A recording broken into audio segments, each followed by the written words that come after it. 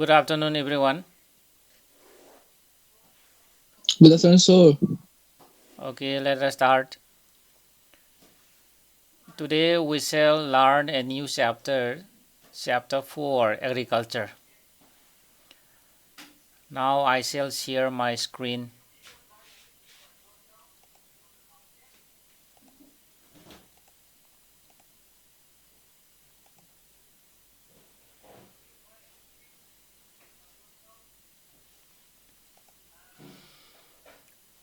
So this is chapter 4, agriculture. Before we start, can you tell me what agriculture is?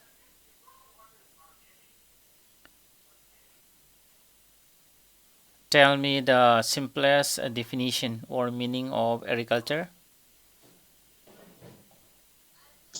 Growing of crops.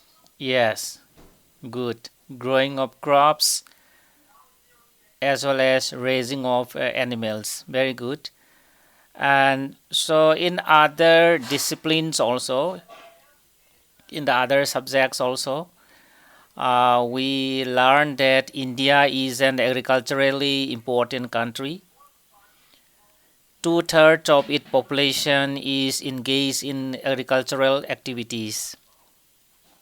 Two-thirds of the total population of India is engaged in agricultural activities. According to 2011 census, 58% of the total population of India is engaged in agricultural activities. And we know that agriculture is a primary activity which produces most of the food that we consume. And besides food grains, agriculture also produces raw material for various industries. Now, can you name some industries based on agricultural raw materials? Can you tell me some industries which are using agricultural products as a raw material? Yes.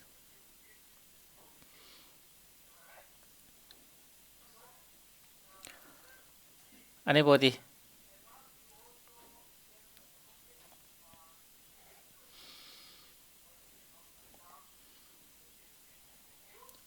Industries based on agricultural products. So, for example, we have tea, okay, tea industry, coffee industry, then sugar mills, cotton textiles. So, these are some of the examples, okay, of industries based on agricultural raw material. And more about some agricultural products like tea, coffee, spices. These are also exported, okay, to the these other countries of the world. Now let us discuss about the types of farming in India. Okay, so we have three important types of farming. Those are primitive subsistence farming, then intensive subsistence farming, and third one is commercial farming. Now let us find out the important characteristics and mode of farm operations of these types of farming. So agriculture is an age-old economic activity in our country. So over these years, cultivation methods have been changed significantly depending upon the characteristics of physical environment, technological know-how, and socio-cultural practices. That means these are the important factors affecting the types of farming. Okay, types of farming, then mode of operation depends on the physical environment, depends on the landforms. Okay, then technological know-how, the technology, the level of technology. Then the third one is socio-cultural practices. So these are the three important factors affecting the types of farming as well as the mode of operation. Now let us read. So in India, farming varies from subsistence to commercial type. Okay, the types of farming in India varies from subsistence to commercial, and at present, in different parts of India, the following farming systems are practice. So the first one is primitive subsistence farming.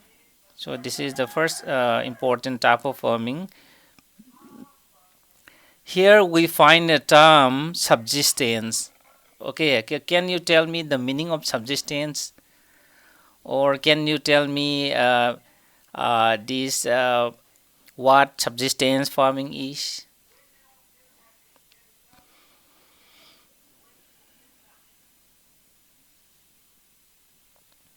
Yes, can you tell me the meaning of subsistence, or you can tell me what subsistence farming is?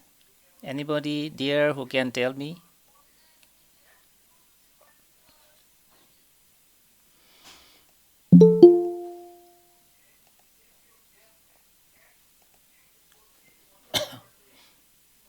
Okay, actually, see, subsistence farming, is a type of farming in which the farmers, okay, and their families consume all the agricultural products or nearly so.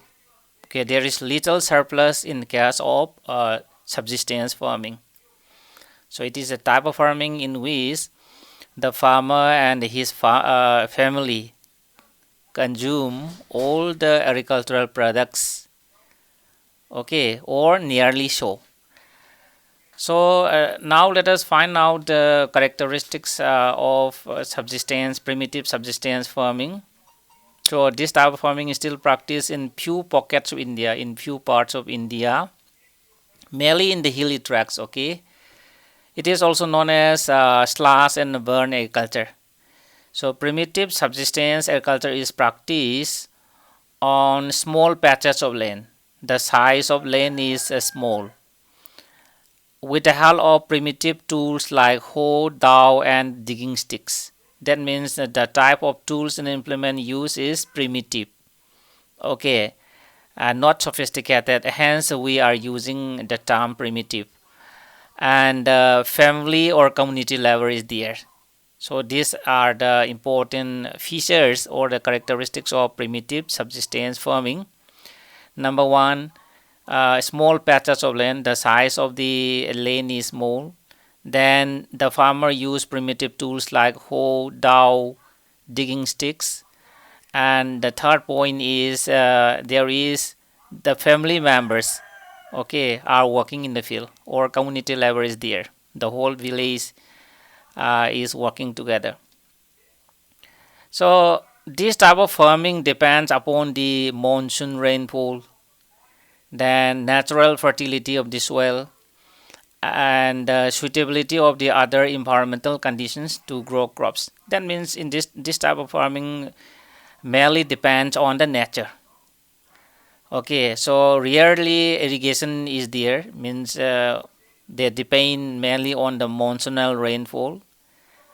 Then fertility of the soil, okay, actually it is provided by nature. Chemical fertilizers are not used, pesticides are not used, okay, and suitability of the other environmental conditions to grow crops. So depending on the temperature condition, then depending on the terrain and the amount of rainfall, crops are grown. Okay, no technology is used. About the mode of farm operation, I think you may be knowing because it is also practiced here. This primitive subsistence farming, also known as slash and verniculture, is also practiced here in our district also. Okay, so what we are doing is that farmers clear a patch of land, okay, and produce cereal and other crops. First, we have to clear a piece of land on the slope of the hill.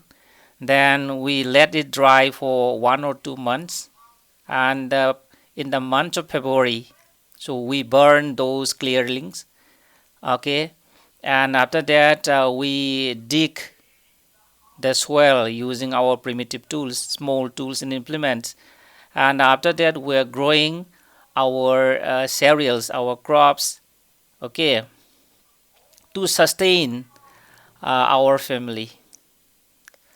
And when the soil fertility of the soil decreases, the farmer sieve and clear a fresh patch of land for cultivation, and hence the name shifting cultivation is given.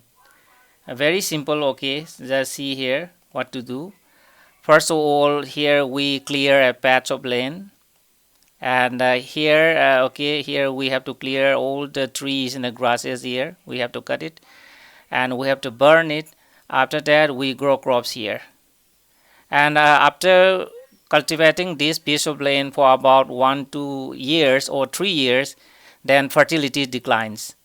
And then what to do? We have to shift to another plot of land. Okay, we are shifting to another piece of land, and here the same process is going on. And in this case also, when the fertility declines, we may select another piece of land here. The same process is going on, and after 5 to 7 years, okay, we may again back to the same piece of land when we started the cultivation, and this is what we call zoom cycle. Okay, so the zoom cycle may be 5 to 7 years, but nowadays, due to increase in population, the zoom cycle has been decreased, so we may be back to the previous, to the original piece of land after 1 or 2 years also, due to the increase in population. Okay, so this type of farming allows nature to replenish the fertility of the soil through natural processes, because we are allowing the land. Okay, just we are keeping a piece of land as a fallow land for 1 or 2 years, and during that years, due to natural and biological processes, the fertility of the soil is retained. Land productivity in this type of agriculture is low. Okay, the productivity, the yield per unit area of land is very low in this type of farming, because here we do not use fertilizers or other modern inputs. We don't use high yielding variety seeds, we don't use fertilizers, we don't use these pesticide and insecticides. Okay, so these are the important features of primitive subsistence farming, also known as shifting cultivation. And this type of farming is known by different names in different parts of the country and in different parts of the world. It is known as zooming in northeastern states like Assam, Meghalaya, Mizoram, Nagaland. It is known as Pamlo in Manipur, Dipa in Bastar district of Chhattisgarh, and in Andaman Nicobar Islands. Okay, and we have some more information in the box also. So as I told you, this primitive subsistence farming is also known as slash and burn agriculture. Okay, and it is known as milpa in Mexico and Central America. So it is known as milpa in Mexico and Central America, Conuco in Venezuela, Roca in Brazil, Masole in Central Africa, Ladang in Indonesia, Ray in Vietnam. Okay, so these are the names, okay, of shifting cultivation in different parts of the world. And in India also we have different names, okay, for this type of farming.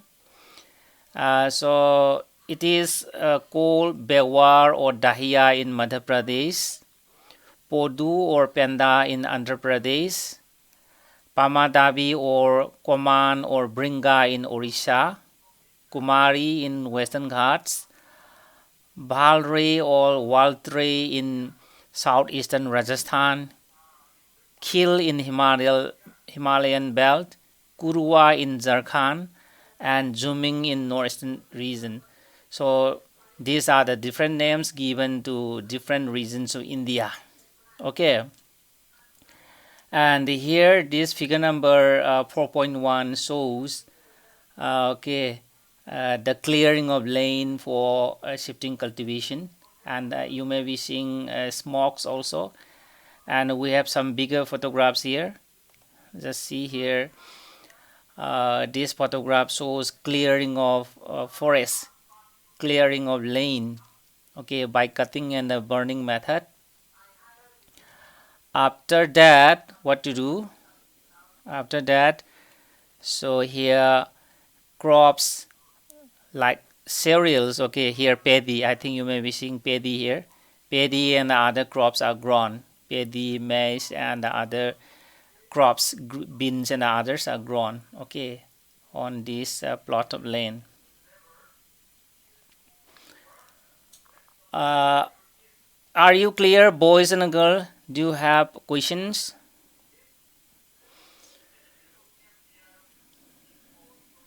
No, sir.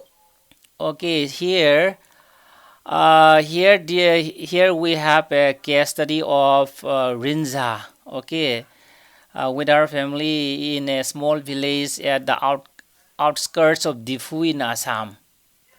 Rinza and her family live in a village, okay, in Difu district in Assam, and she enjoys watching her family members clearing, slashing and burning of this patch of land.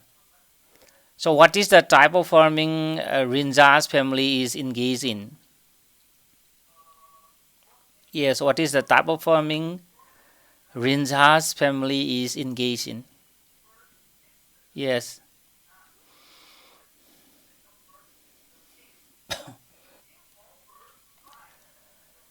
See, I have pointed out some important words here. Okay, clearing, clearing, then slashing and burning or burning a patch of land. So it implies that the types of farming practiced by Rinja's family is shifting cultivation. That is primitive subsistence farming. Okay, it is known as zooming in northeastern India. Next, we have the second important type of farming, that is intensive subsistence farming. Okay, and this type of farming is practiced in the areas of high population pressure on land. So, intensive subsistence farming is practiced in the areas of high density of population. It is practiced mainly in the plain areas, in the river valleys. Okay, and about the features, about the characteristics. So intensive subsistence farming is labor intensive farming. Here the work is mainly done by hand, okay, hence the word intensive is used, and high doses of biochemical inputs and irrigation are also used. Chemical fertilizers, pesticide, insecticides, ISYB sheets are also used. At the same time, irrigation is also provided, and hence we are using the term intensive because the land is used intensively. Okay, and see, here in this type of farming we have this right of inheritance is there, especially in India, leading to division of land when the father is dead. Just see here. Okay, here we have, for example, here we have 1 hectare of land, and let us suppose a farmer has 4 sons, and when the father is dead, okay, this 1 hectare of land may be divided among the 4 sons. That is, here we have got 1/4 hectare, that is 1 sangam here in Manipur. Okay, and this is another 1/4 hectare, that is 1 sangam, another sangam, another sangam. So in this way, the 1 hectare of land is divided into, distributed to the 4 sons of the farmer, and in this way the land is fragmented.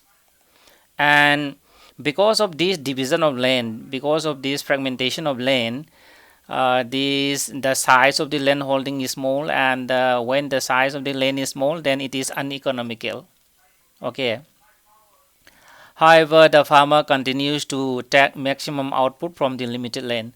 However, the farmers are trying to grow, okay, crops maximum number of times from the limited land, and hence it is known as intensive subsistence farming. Okay, and why subsistence? Because in this case also the agricultural products are mainly consumed by the farmer and his family, and since the density of population is high, okay, and since the size of the family is big, then they cannot produce a surplus crops, okay, products. And because of the this high density of population, there is enormous pressure on the agricultural land. So this is about intensive subsistence farming. Okay, and here in Manipur, this type of farming is practiced in the plain areas in the Imphal Valley. Okay, where the population density is high, and where is primitive subsistence farming is practiced mainly in the hills of Manipur. Are you clear? Any question up to here, boys and girls?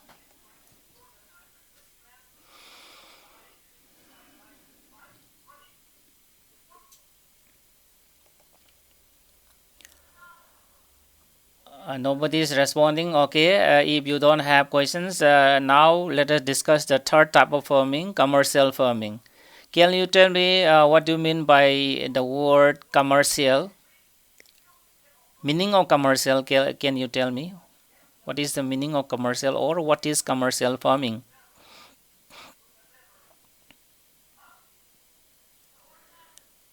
Yes, commercial here means mainly for sale, okay, for selling. See, so this is the type of farming in which the farmers grow crops mainly for sale. Okay, so the main characteristic of this type of farming is the use of higher doses of modern inputs. For example, high yielding variety seeds, chemical fertilizers, insecticide, and pesticide in order to obtain higher productivity. So in commercial farming, there is higher doses of use of higher doses of modern inputs like SYB seeds, chemical fertilizers, pesticides, and insecticide in order to obtain higher productivity. The degree of commercialization of agriculture varies from one region to another. In India, for example, rice is a commercial crop in Haryana and Punjab, but in Orissa it is a subsistence crop. That means Punjab and Haryana people do not eat rice. Okay, rice is not the staple food crop of Haryana and Punjab, but they are growing rice mainly for selling, and hence rice cultivation is commercial farming in Punjab and Haryana. But cultivation of rice in Orissa is a subsistence farming because coastal areas than northern states eat rice. That means rice is the staple food crop of coastal areas, coastal states, and northern India. And hence, here in our place also, growing of rice is a subsistence farming. Okay. So another subtype of commercial farming is plantation. Okay, plantation is also a type of commercial farming. Is a subtype of commercial farming. So in this type of farming, a single crop is grown on a large area. So these are the important features of plantation farming. The first important feature is that a single crop is grown on a large area. The size of the state is big, okay, more than 40 hectares of land, or even reaching up to 200 hectares of land. Okay, the size of the farmland is big, but only one crop is grown in a big area. Then the plantation has an interface of agriculture and the industry. That means plantation farming mainly supply raw material for industries. That means it has an interface of agriculture and the industry. And plantations, the farmland, okay, cover a large tract of land, as I told you. And this type of farming use capital intensive inputs. Okay, A lot of money is required for the farm machines and for employing these laborers. Okay, and sometimes see migrant laborers are used. Is in the case of this tea plantation. Okay, cheap labor is required, and that cheap labor is supplied by the local people or by the migrant laborers. Okay, and all the produce is used as a raw material in the respective industries. Then what are the important plantation crops grown in India? Those are these tea, coffee, rubber, sugarcane, banana. Okay, so these are the important plantation crops in India, growing in India.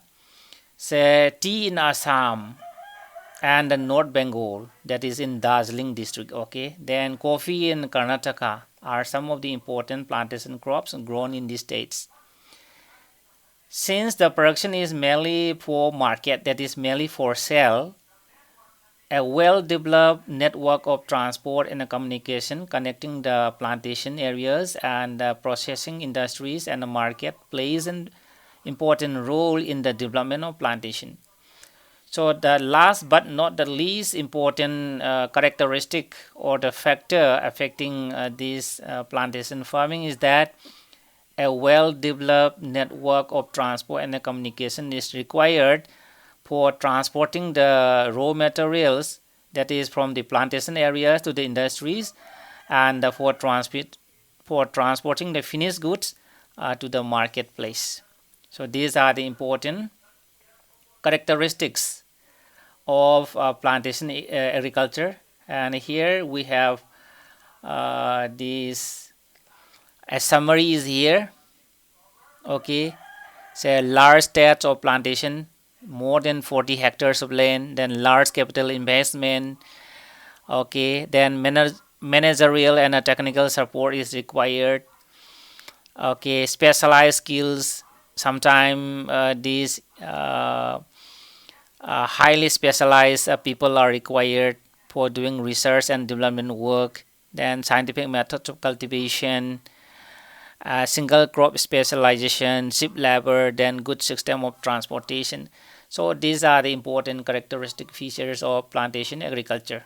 Okay, and given below we have some photographs. Figure number 4.2 shows a banana plantation in southern part of India. Okay, here we have banana plantation in the southern states of India, and here we have bamboo plantation in the northeast.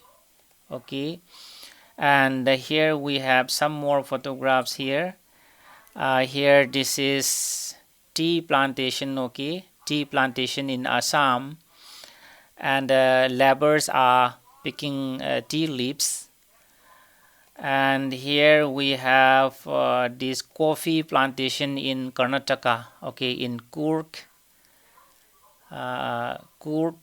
coffee estate. I think all of you might have seen these beans. Okay, coffee beans. So this is the coffee.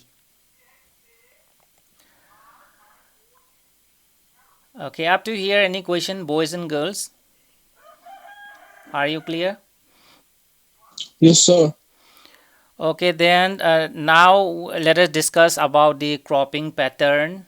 Okay, so we have just learned that we have physical diversities, that is we have different types of landforms in India. We have mountains, plateaus, plains, the river valleys and the coastal areas, and we have plurality. Okay, we have plurality of cultures in India, and these physical diversities and plurality of cultures in India are also reflected in the agricultural practices and the cropping pattern.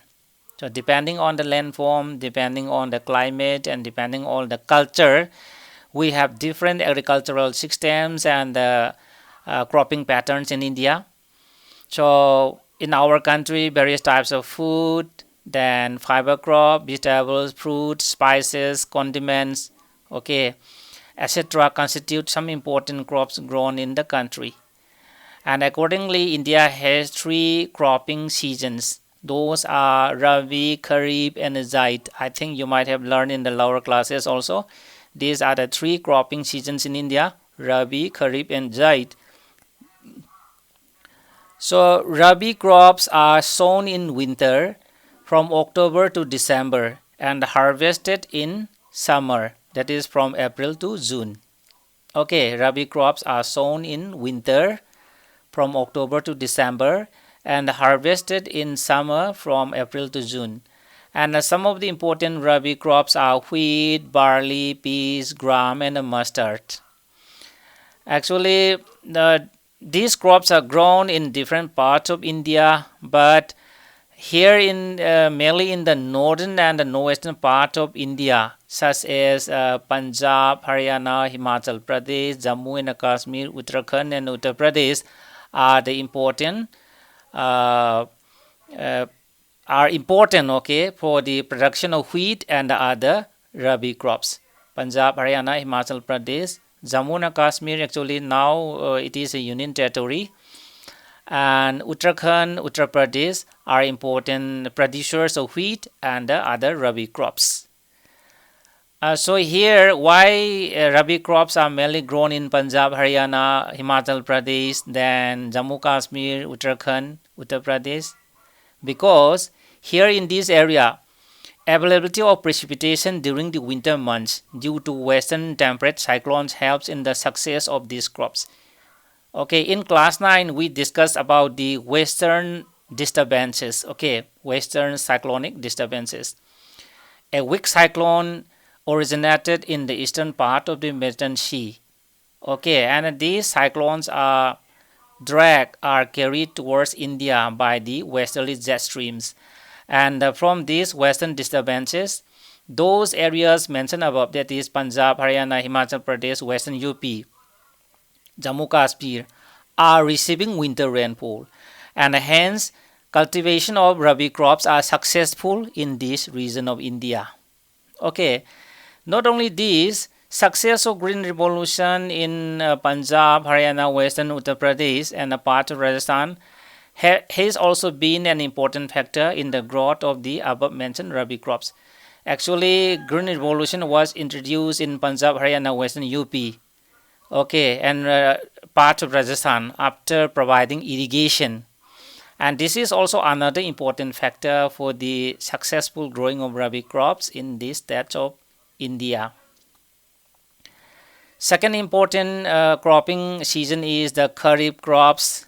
Okay, Kharif crops are grown with the onset of monsoon. Okay, with the start of the monsoon, Kharif crops are grown in different parts of India and are harvested in September and October. And important crops grown during this season are paddy, maize, jawar, bajra, tur, that is arhar. We call it mairongbi in Manipuri, okay? Then mung, urad, cotton, jute, groundnut, and soybean are grown. So during the this Kharif season. And some of the most important rice growing regions in India are Assam, West Bengal, then coastal regions of Orissa, Andhra Pradesh, Telangana, Tamil Nadu, Kerala, and Maharashtra, particularly Konkan coast. Okay, the coast between this Goa and the Mumbai area. Okay, and then along the Uttar Pradesh and Bihar. So in these states, kharif crops are grown. And recently, paddy has also become an important crop of Punjab and Haryana, as we discussed earlier. In Punjab and Haryana, rice is also grown as a commercial crop. And in states like Assam, West Bengal, and Orissa, 3 crops of paddy are grown in a year. That is, triple cropping is practiced. Okay, and those 3 crops of paddy are known as almond, and boro in these regions.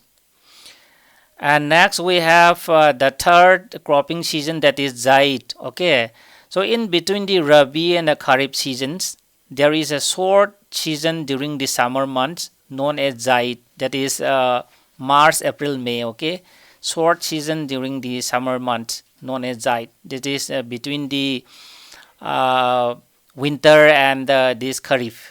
Between the Rabi season and the Kharif season, we have very short season during summer, mainly this April, May. Okay, sometime March is also included. And some of the important crops produced during the Zaid season are watermelon, then muskmelon, cucumber, vegetable, and for the crop that is food for the animals. Okay, so these are the important crops grown in the Zaid season: watermelon, muskmelon, cucumber, vegetables, different types of vegetables, and for the animals. So these are the different cropping patterns or cropping seasons in India. So are you clear? Any question, boys and girls?